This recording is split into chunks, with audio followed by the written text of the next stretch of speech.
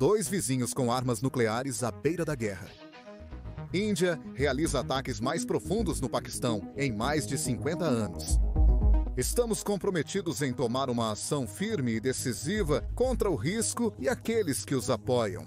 O papel da China é muito interessante aqui. Por um lado, está a sua irmandade de ferro com o Paquistão.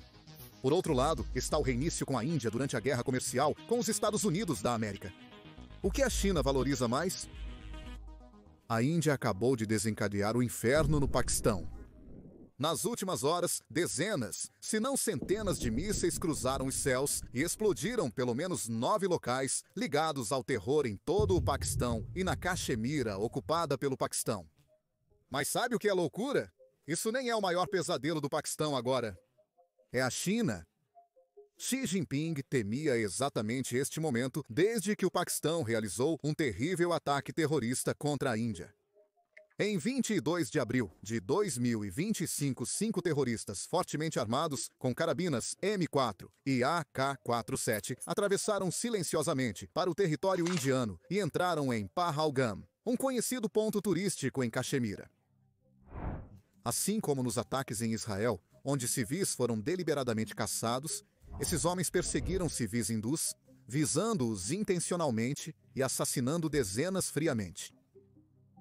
Eles pararam cada turista e os obrigaram a provar sua fé muçulmana recitando um versículo do Alcorão. Se alguém passasse, eram liberados. Caso contrário, deviam abaixar as calças para verificar a circuncisão, comum entre muçulmanos, mas não entre hindus. Aqueles que falharam em ambos os testes, principalmente homens hindus, foram executados no local. Esposas, filhos e amigos foram forçados a presenciar. Agora eles têm um trauma que nunca desaparece. E é exatamente por isso que a Índia não está mais se contendo. Eles estão retaliando com pura vingança. E quer a China goste ou não, será arrastada para isso. Porque se não intervir, as centenas de bilhões que investiu no Paquistão não apenas irão pelos ares, como também toda a sua estratégia para o sul da Ásia. Para piorar, o exército paquistanês depende muito de armas chinesas, que na maioria nunca foram testadas em conflitos reais intensos o suficiente para comprovar se funcionam tão bem quanto a China alega. Este conflito em andamento é o primeiro verdadeiro teste de campo para a tecnologia militar de Pequim. E pelo que parece, as coisas não estão indo bem. Os sistemas de radar e defesa de mísseis chineses falharam em proteger o espaço aéreo do Paquistão, permitindo que a Índia atingisse todos os alvos próximos a Lahore. Ainda mais humilhante, um JF-17 Thunder, fabricado pela China, um avançado caça de quarta geração, já foi abatido. Isso é um enorme constrangimento tanto para Islamabad quanto para Pequim. Se esse conflito virar uma grande guerra, ninguém se importará com quem a iniciou. O jogo de culpas vai acabar e a reação em cadeia vai começar. Todos com até um pingo de influência, perto ou longe, serão puxados para isso, e a China estará na frente dessa linha. O YouTube não aprova tópicos sobre guerra, e os bots do Partido Comunista Chinês não gostam de vídeos que criticam o partido. Neste vídeo, sua ajuda é essencial. Clique no botão de curtir e se inscreva. Isso nos ajuda muito com o algoritmo do YouTube. Como sabemos, a China e o Paquistão costumam se autodenominar aliados e irmãos de ferro em todas as circunstâncias. Esse forte vínculo começou em 1951, quando o Paquistão foi um dos primeiros países muçulmanos a reconhecer a nova República Popular da China. Desde então, Pequim tem investido muito em Islamabad, a ponto de hoje, 1/3 de toda a dívida externa do Paquistão, cerca de 30 bilhões de dólares, ser devido à China, tornando Pequim, de longe, o maior credor do Paquistão. Sendo sinceros, a estabilidade ou prosperidade de longo prazo do Paquistão não são prioridades para a China. Para o Partido Comunista Chinês, o Paquistão é apenas uma vaca leiteira estratégica, e o corredor econômico China-Paquistão é a forma como eles a exploram. O corredor econômico China-Paquistão é um megaprojeto de 62 bilhões no coração da iniciativa Cinturão e Rota da China. Compreende uma vasta rede de rodovias, ferrovias, cabos de fibra óptica, usinas de energia e parques industriais, conectando Kashgari e Xinjiang, na China, ao porto de Gadar, no Paquistão, no Mar Arábico. A China garantiu um contrato de arrendamento de 40 anos que lhe dá controle sobre o porto de Gadar, permitindo a Pequim embolsar cerca de 90% de toda a receita gerada. Enquanto isso, o Paquistão fica à procura do que sobrou. O incrível é que a China estruturou esses contratos de forma astuta, tornando quase impossível para o Paquistão pagar realisticamente os enormes empréstimos atrelados a esses projetos. Em suma, os termos são totalmente desfavoráveis ao Paquistão desde o início. Empresas chinesas obtiveram grandes participações acionárias, arrendamentos de longo prazo generosos e pagamentos garantidos. O Paquistão concordou em comprar eletricidade das usinas de energia do corredor econômico China-Paquistão a preços extremamente altos e fixos, sendo legalmente obrigado a pagar, independentemente da situação econômica do país. De fato, alguns desses acordos prometeram abertamente aos investidores chineses retornos anuais massivos de até 34,5%. Com termos assim, é inevitável que o Paquistão seja, em algum momento, sobrecarregado pela dívida. No fim, eles terão que entregar à China o controle total e direitos permanentes sobre infraestruturas críticas, como portos, usinas de energia e rodovias. É uma armadilha clássica de dívida que já capturou dezenas de outros países. Mas a China não está nisso apenas por dinheiro rápido ou retornos massivos. O real benefício da China com o corredor econômico China-Paquistão supera muito o aspecto financeiro. Também oferece à China uma rota de envio alternativa crucial, permitindo que seus navios evitem completamente o estreito e vulnerável Estreito de Malaca. Cerca de 80% do petróleo importado pela China passa pelo estreito que a Marinha dos Estados Unidos da América ou rivais como a Índia poderiam bloquear em uma confrontação militar ou crise geopolítica. É por isso que o corredor econômico China-Paquistão é estrategicamente crucial. Ele oferece à China uma rota alternativa, reduzindo significativamente essa vulnerabilidade. A Índia sabe que, se a China tentar intervir ou enviar apoio militar ao Paquistão, o corredor econômico China-Paquistão se tornará imediatamente o principal alvo militar indiano. Para justificar o ataque, a Índia já declarou que o corredor viola sua soberania territorial, porque atravessa terras que a Índia reivindica oficialmente como suas.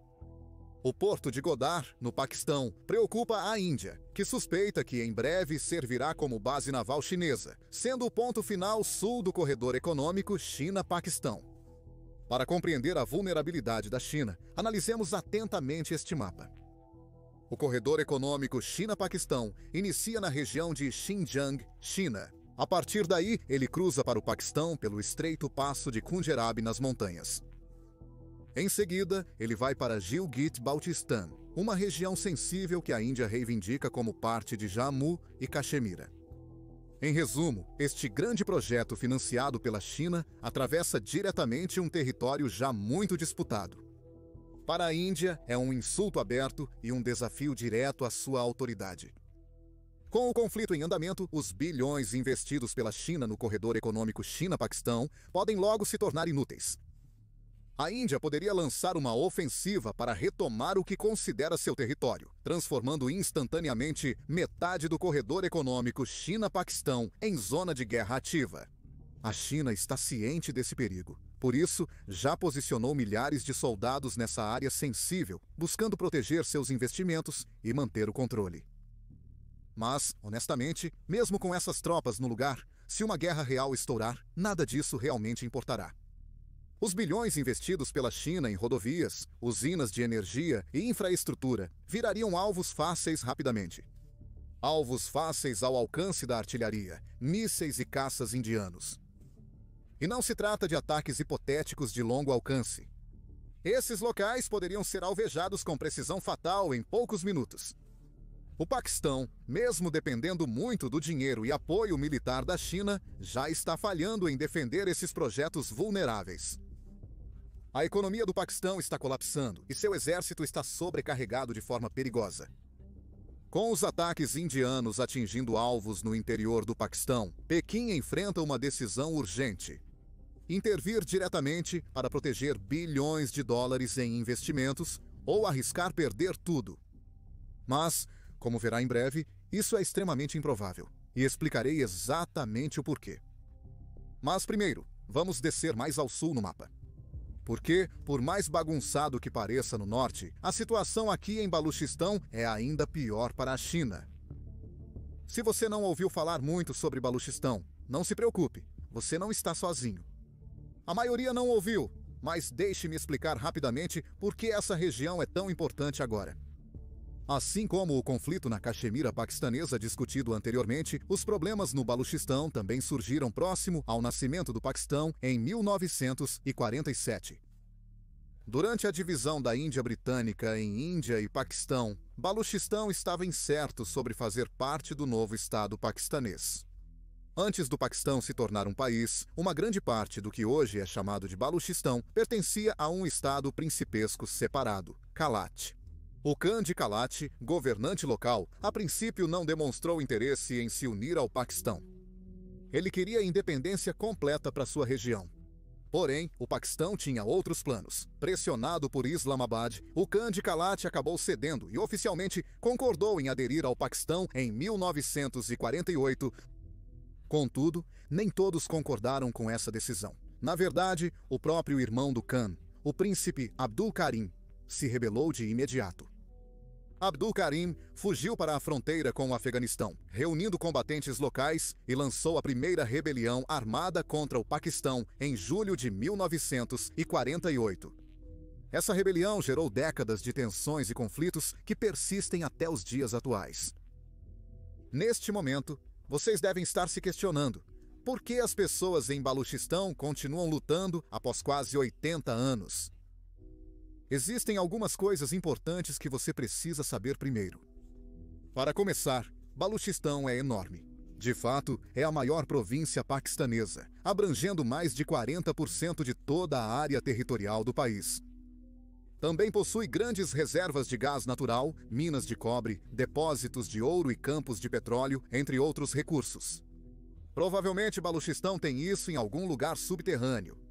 Apesar de viverem sobre uma imensa riqueza, os habitantes locais estão entre os mais pobres do país.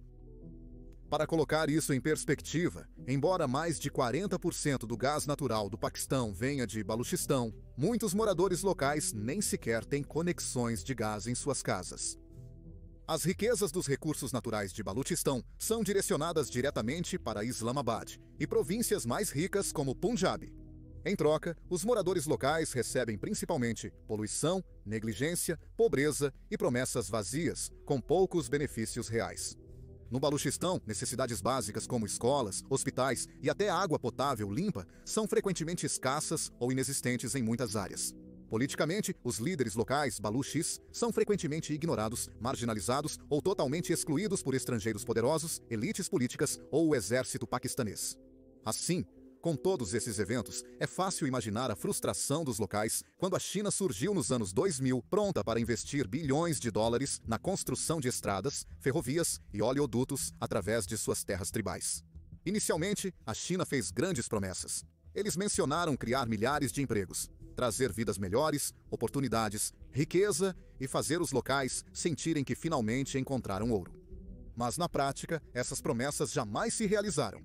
As pessoas locais acordaram para uma realidade diferente. Tropas paquistanesas por toda parte, gestores chineses no comando e rodovias cortando as terras tribais que pertenciam a eles por gerações. Bandeiras estrangeiras apareceram em suas cidades, postos de controle surgiram por toda parte e logo os locais não reconheciam mais seus próprios bairros. Não parecia mais como lar. Então, naturalmente, toda essa frustração acumulada logo se tornou violenta. Grupos rebeldes locais, principalmente o Exército de Libertação de Baluchistão, começaram a atacar diretamente projetos e cidadãos chineses. Em abril de 2022, um homem-bomba atacou uma universidade em Karachi, matando 3 professores chineses que lá trabalhavam. Em 2021, uma bomba destruiu um ônibus com engenheiros chineses, matando 9 deles na hora. Esses são apenas alguns dos incidentes de alto perfil que ganham manchetes globais. Na verdade, ocorreram dezenas de outros ataques pequenos, porém letais, visando trabalhadores, engenheiros, comboios e infraestruturas chinesas em todo o Baluchistão. Outro grande problema que a China e o Paquistão agora têm que lidar é o Talibã retomando o controle do Afeganistão em 2021. Inicialmente, Muitos presumiram que o Talibã se manteria amigável com o Paquistão, que o apoiou e abrigou abertamente por décadas. Surpreendentemente, não foi o que aconteceu. Após retomar o poder, o Talibã rapidamente começou a desconfiar e a desgostar do Paquistão, azedando as relações.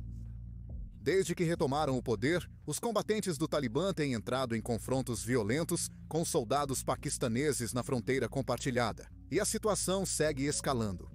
Em dezembro de 2020, 2 combatentes do Talibã atacaram postos de fronteira paquistaneses perto de Shaman, matando soldados paquistaneses e provocando tensões sérias. Em setembro de 2023, intensos confrontos eclodiram novamente na movimentada passagem de fronteira de Torkham, deixando várias pessoas mortas e muitas feridas em ambos os lados. O Talibã não escondeu sua raiva em relação ao Paquistão. Eles acusaram abertamente o Paquistão de interferir nos assuntos do Afeganistão, abrigar militantes contrários ao Talibã e se comportar mais como inimigo do que como o aliado esperado. Desde que o Talibã retomou o poder, os separatistas baloches têm operado mais livremente ao longo da porosa fronteira afegã-paquistanesa. Por décadas, o Afeganistão tem fornecido refúgio, abrigo e campos de treinamento para grupos anti-Paquistão. Com o Talibã novamente no poder e desconfiando do Paquistão, essa tendência aumentou consideravelmente. Militantes contrários ao Paquistão têm maior facilidade para se deslocar, operar e planejar ataques a partir do território afegão.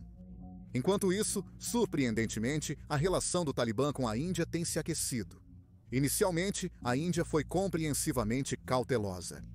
O Talibã era antes considerado inimigo pela Índia, que apoiava o governo anterior do Afeganistão. Recentemente, o governo do Talibã e a Índia iniciaram conversas diretas e discretas, buscando encontrar um terreno comum. Na verdade, a Índia até enviou ajuda humanitária para o Afeganistão e reabriu sua embaixada em Cabul. A Índia está seguindo a lógica de que o inimigo do meu inimigo é meu amigo. Até agora, parece estar funcionando efetivamente para eles.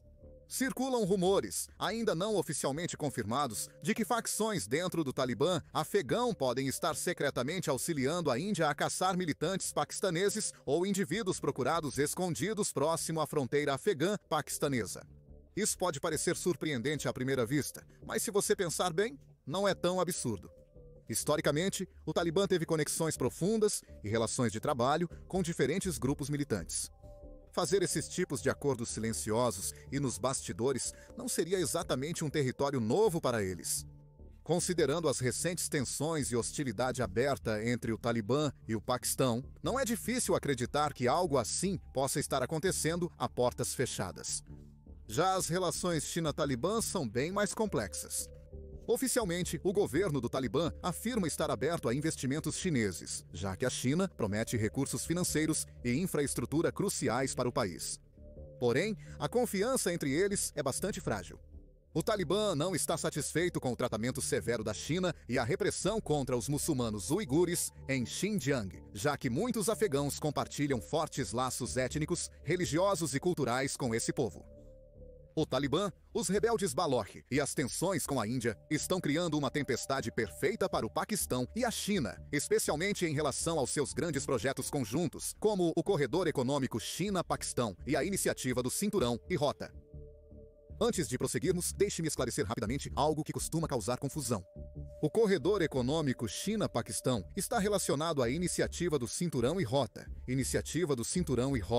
mas não são exatamente a mesma coisa. O Corredor Econômico China-Paquistão é uma parte específica, porém extremamente importante, de algo maior conhecido como Iniciativa do Cinturão e Rota da China. A Iniciativa do Cinturão e Rota é o plano global da China para construir infraestrutura como estradas, portos e ferrovias em países da Ásia, África, Oriente Médio e Europa. É basicamente a visão da China de se conectar diretamente com as principais economias mundiais. Com isso, a China busca cortar custos, abrir mercados para seus produtos e se posicionar como centro econômico e político global nas próximas décadas. Se você achou o Corredor Econômico China-Paquistão enorme, a iniciativa do Cinturão e Rota está em outro nível. É basicamente o padrinho dos megaprojetos. Para comparação, a China já investiu cerca de US$ 1 trilhão na iniciativa do Cinturão e Rota. Isso é só o começo. Especialistas acreditam que o investimento total da China neste gigantesco esquema global pode ultrapassar os impressionantes 4 trilhões de dólares até o final da década de 2030. Isso mesmo, trilhão com T. Uma quantia de dinheiro grande o suficiente para remodelar a economia global, a política e as dinâmicas de poder para as próximas gerações. Quando a China anunciou pela primeira vez esses grandes projetos de infraestrutura, muitos países se atiraram na oportunidade, babando pelos lucros potenciais e pela riqueza que pensavam que iriam fazer. Honestamente, é difícil culpá-los completamente. A China apresentou o projeto como um sonho realizado, parecendo um negócio perfeito. Mas, alguns anos depois, a realidade se mostrou completamente diferente. Vários desses países logo perceberam que mal podem pagar os grandes empréstimos chineses que pegaram para financiar esses projetos. Alguns países estão à beira da falência. O Sri Lanka é provavelmente o exemplo mais famoso até agora. O Sri Lanka pegou bilhões emprestados da China para construir uma infraestrutura ambiciosa, incluindo o enorme porto de Hambantota. Quando o Sri Lanka não conseguiu pagar suas dívidas, a China assumiu o controle do porto em um contrato de arrendamento de 99 anos, ganhando controle estratégico de longo prazo sobre uma infraestrutura crítica na porta da Índia. Isso não ocorre somente no Sri Lanka. Na África, países como Zâmbia, Quênia e Etiópia estão agora soterrados por uma enorme dívida de projetos chineses. E, infelizmente, eles viram pouco benefício econômico real. A Zâmbia ganhou destaque global ao dar calote em empréstimos internacionais, em parte por ter contraído muitas dívidas com a China que não conseguiu pagar. E adivinha? A China esperava que o Paquistão acabasse preso assim como esses outros países. E como os outros, nenhum desses investimentos chineses ajudou a economia do Paquistão. Em vez disso, aconteceu exatamente o oposto. O país agora está afundando em dívidas. Atualmente, o Paquistão enfrenta uma situação crítica com baixas reservas de moeda estrangeira, inflação altíssima, preços em disparada e dificuldades para honrar os pagamentos mínimos dos juros da dívida, sem conseguir quitar os empréstimos originais. A China esperava outro cenário como o do Sri Lanka, onde o Paquistão se endividaria tanto que Pequim interviria e ganharia controle permanente sobre áreas críticas, especialmente territórios estratégicos, e o Caxemira ocupado pelo Paquistão, o Paquistão ocupado pela Caxemira. Mas é aqui que os planos da China podem desmoronar. Se a guerra estourar e a Índia atacar primeiro, bombardeando infraestruturas-chave e rapidamente recuperando territórios que considera seus, os planos cuidadosamente traçados pela China serão frustrados. Perder o controle do corredor econômico China-Paquistão, o ponto central da iniciativa Belt and Road, desencadearia uma reação em cadeia, sendo o primeiro dominó a cair na estratégia global chinesa. Quero dizer, pense nisso. Todas as outras nações envolvidas na iniciativa Belt and Road de repente parariam e se perguntariam: espere um segundo, se a China nem mesmo conseguiu proteger seu maior projeto, bem ao lado de suas próprias fronteiras, por que estamos arriscando nossas economias com esses projetos também? E assim seria a morte do projeto de sonho supremo de Xi Jinping. É por isso que a instabilidade no corredor econômico China-Paquistão é uma bomba relógio para toda a iniciativa Belt and Road da China. Acredite, a China não pode se dar ao luxo de deixar isso desmoronar. Se tudo isso não for motivo suficiente para a China intervir e defender o Paquistão, eis mais algumas razões. Atualmente, milhares de engenheiros, técnicos e soldados chineses residem e trabalham no Paquistão. De acordo com uma contagem, mais de 14 mil chineses estiveram recentemente envolvidos em projetos do corredor econômico China-Paquistão. Muitos estão concentrados em áreas perigosas como Gwadar e outras partes de Baluchistão, onde militantes e insurgentes já atacaram repetidamente trabalhadores chineses. Nos últimos anos, mais de uma dúzia de grandes ataques foram direcionados a cidadãos chineses trabalhando no Paquistão, resultando na morte de dezenas deles. Diplomatas chineses expressaram frustração, chamando de inaceitável os 2 ataques em 6 meses. Por isso, Pequim enviou sua equipe de segurança com veículos blindados para proteger diretamente esses projetos sensíveis. Imagine o quão pior a situação poderia ficar se o conflito se intensificar. Felizmente para os chineses, os ataques da Índia até agora se limitaram a Muzaffarabad, Kotli, Bagh e alvos selecionados em Punjab. Mas não se engane, Gwadar e o resto de Balochistan não estão muito longe. Quando a China aumenta as tensões ou tenta bancar o herói, cada trabalhador, técnico e soldado chinês, junto com suas famílias no Paquistão, se torna instantaneamente um alvo em potencial. A China enfrentaria um pesadelo logístico imediato, evacuando milhares de cidadãos de uma zona de guerra ativa enquanto tenta proteger bilhões de dólares em infraestrutura vulnerável. Em uma situação desesperadora, o exército paquistanês pode até mesmo entregar a proteção direta de alguns ativos cruciais inteiramente à China. Mas, de forma realista, Pequim sabe que não pode ignorar uma ofensiva indiana que ameace seu povo e instalações. Em suma, ter cidadãos e investimentos cruciais no Paquistão assegura que a China seria obrigada a intervir de alguma forma. É por isso que, nas últimas décadas, a China tem pressionado, subornado ou intimidado políticos e generais paquistaneses a dependerem de sistemas de armas fabricados pela China. Atualmente, o Paquistão é o maior comprador mundial de equipamentos militares chineses, adquirindo desde caças JF-17, tanques VT-4 e drones armados até avançados sistemas de defesa de mísseis. A forte dependência do Paquistão em hardware chinês significa que, se a China intervir diretamente no conflito, suas forças se integrariam perfeitamente ao exército paquistanês, pois ambos usariam equipamentos e sistemas majoritariamente idênticos. Enquanto isso, a Índia estaria lutando com uma mistura complexa de armamentos russos, franceses, israelenses, americanos e nacionais. Analistas militares globais indicaram que um conflito entre Índia e Paquistão seria um teste de batalha real, confrontando diretamente armas chinesas contra uma combinação de sistemas ocidentais e nacionais da Índia. Os resultados deste teste teriam enormes consequências globais.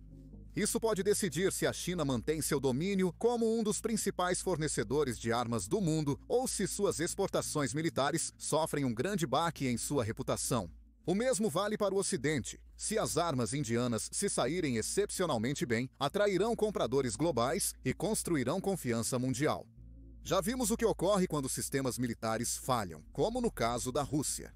Nos últimos 3 anos, as armas russas tiveram um desempenho muito ruim na Ucrânia, prejudicando várias vezes a reputação global da Rússia. É seguro afirmar que o domínio da Rússia no mercado global de armas chegou ao fim, por pelo menos esta década, se não mais. Após algumas horas de conflito, o equipamento militar chinês também está apresentando falhas. Sistemas avançados de radar se mostraram inúteis, defesas de mísseis não protegeram e um cobiçado jato de combate JF-17, construído pelos chineses, foi abatido. Se os sistemas de armas da China não resistem nem a poucas horas de ataques de mísseis, imagine o cenário terrível de uma guerra total. Além das vendas de armas e reputação, há outro grande motivo pelo qual a China não pode se dar ao luxo de perder o Paquistão ou vê-lo entrar em colapso.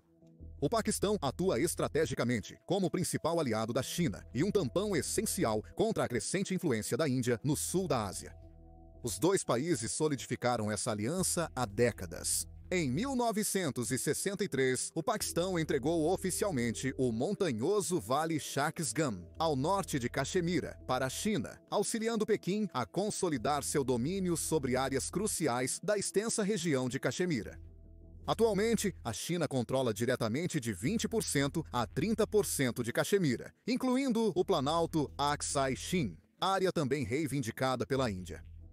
Essa região não é apenas simbólica ou politicamente sensível, mas também estrategicamente importante. Aksai Chin abriga a crítica rodovia G219 da China, sendo a única conexão terrestre confiável entre a província de Xinjiang e o Tibete.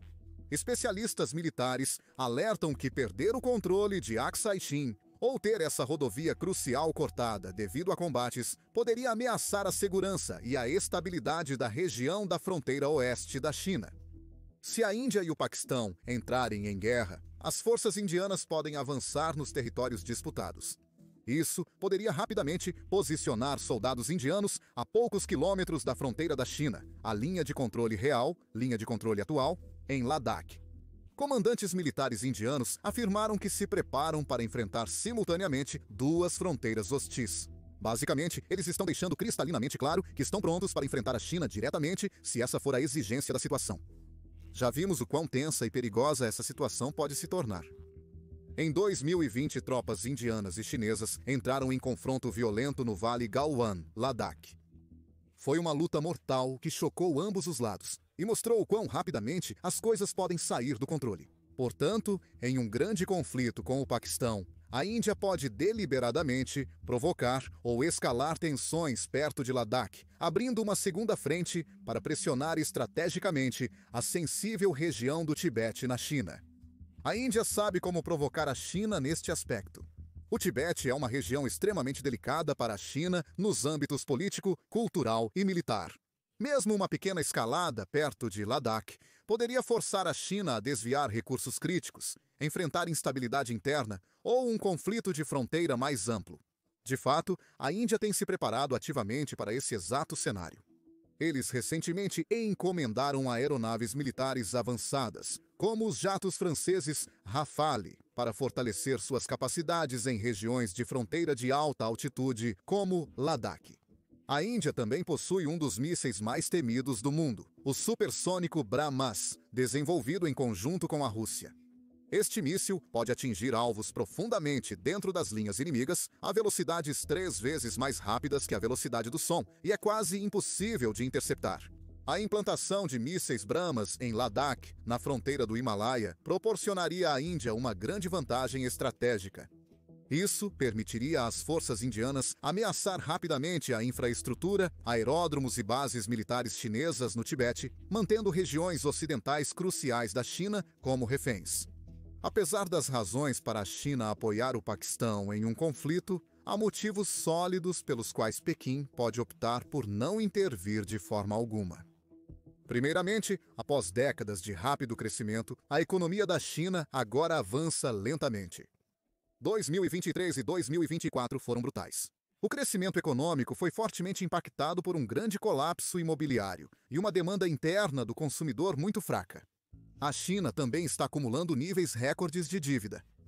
Segundo o Fundo Monetário Internacional, a dívida governamental da China atingiu 65% do produto interno bruto em 2024. Isso é um aumento de 38,5% apenas 5 anos antes. A dívida total da China, incluindo corporações, famílias e governos locais, agora representa cerca de 312% do produto interno bruto, um dos níveis mais altos do mundo. Até mesmo os governos locais estão se afogando em hipotecas não pagas de complexos habitacionais, fantasmas e shoppings vazios. Os líderes chineses, desesperados, estão injetando bilhões de dólares no sistema, a fim de atingir as modestas 5%. Além disso, a população da China começou a diminuir. Em 2023, o país registrou a menor taxa de natalidade da história, perdendo cerca de 1,4 milhão de pessoas. Nos próximos anos, cerca de 300 milhões de trabalhadores chineses devem se aposentar da força de trabalho. Isso significa menos pessoas gastando, enormes responsabilidades com pensões e crescente desemprego juvenil. Agora, imagine adicionar um enorme conflito militar a este cenário econômico já tão desafiador. A China não pode se permitir outra aventura desestabilizadora dispendiosa no momento atual. Eles precisam urgentemente de todos os recursos e foco para reavivar a economia e amparar a sociedade que envelhece velozmente. Em segundo, o exército chinês já está sobrecarregado em outras áreas cruciais. Pequim tem ampliado sua presença naval e aérea no Mar do Sul da China, conflitando com Vietnã, Filipinas e Malásia por ilhas e recifes disputados. E então há a questão do Estreito de Taiwan. Pequim constantemente adverte que pode algum dia reunificar Taiwan à força, se necessário.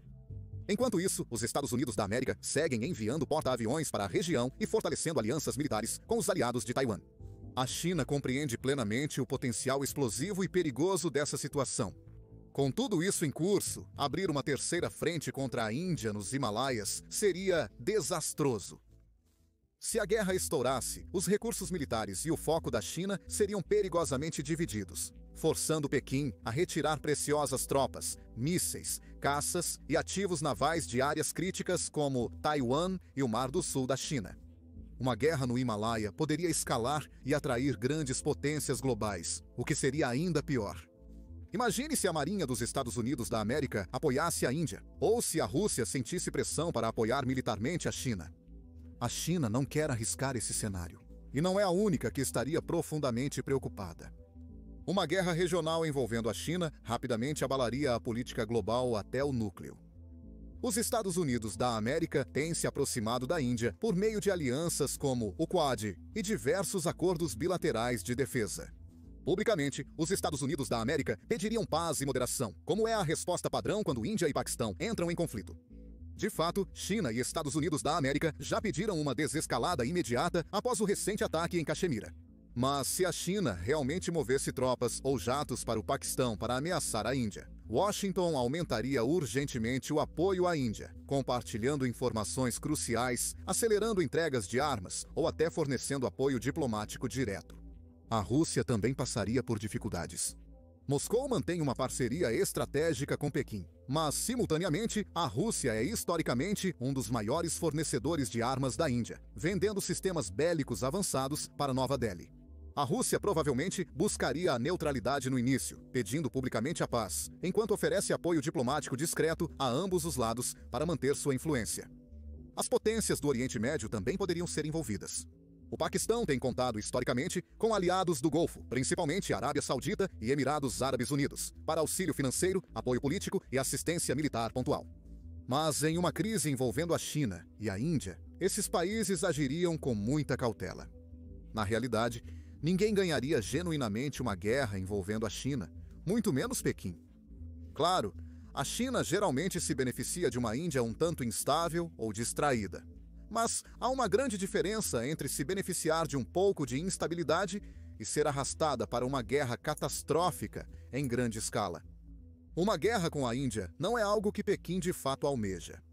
É muito caro, arriscado e desestabilizador, principalmente diante dos problemas internos que a China enfrenta. Pequim sabe perfeitamente bem que o principal gatilho para toda essa tensão, grupos terroristas operando livremente dentro do Paquistão, não é algo que eles podem se dar ao luxo de ignorar mais. Se dessa vez a Índia não lidar com esses terroristas no Paquistão, a China pode sentir que precisa intervir e cuidar deles.